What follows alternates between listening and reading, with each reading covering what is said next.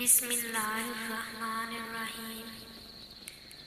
عبداللہ بن عباس نے فرمایا کہ میں ایک مرتبہ گدھی پر سوار ہو کر چلا۔ اس زمانے میں بلوغ کے قریب تھا۔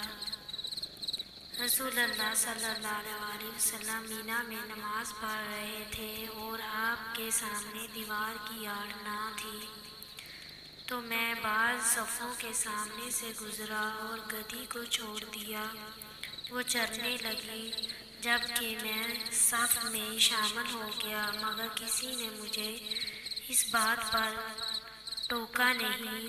صحیح بخاری حدیث نمبر 76۔ محمود بن ربیع فرماتے ہیں کہ ایک مرتبہ رسول اللہ صلی اللہ علیہ وسلم نے ایک ڈول سے منہ میں پانی لے کر میرے چہرے پر کلی فرمائی اور میں اس وقت 5 سال کا تھا۔ صحیح بخاری حدیث نمبر 77۔ آپ صلی اللہ علیہ وآلہ وسلم نے فرمایا کہ اللہ تعالیٰ نے مجھے جس علم و ہدایت کے ساتھ بھیجا ہے، اس کی مثال زبردست بارش کی سی ہے، جو زمین پر خوب برسے۔ بعض زمین جو صاف ہوتی ہے وہ پانی کو پی لیتی ہے اور بہت سبزہ اور گھاس اگاتی ہے، اور بعض زمین جو سخت ہوتی ہے وہ پانی کو روک لیتی ہے۔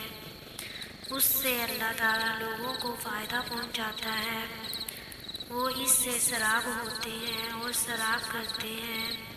اور کچھ زمین کے بعض خطوں پر پانی پڑتا ہے جو بالکل چٹیل میدان ہوتے ہیں، نہ پانی روکتے ہیں اور نہ ہی سبزہ اگاتے ہیں، تو یہ اس شخص کی مثال ہے جو دین میں سمجھ پیدا کرے اور نفع دے اس کو وہ چیز جس کے ساتھ میں مبعوث کیا گیا ہوں۔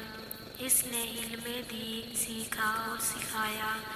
اور اس شخص کی مثال جس نے سر نہیں اٹھایا، یعنی توجہ نہیں کی، اور جو ہدایت دے کر میں بھیجا گیا ہوں اسے قبول نہیں کیا۔ صحیح بخاری حدیث نمبر 79۔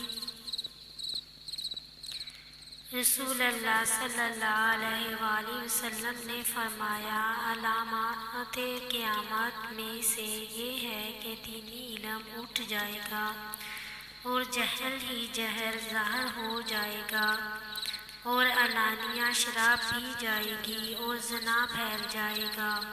صحیح بخاری حدیث نمبر 80۔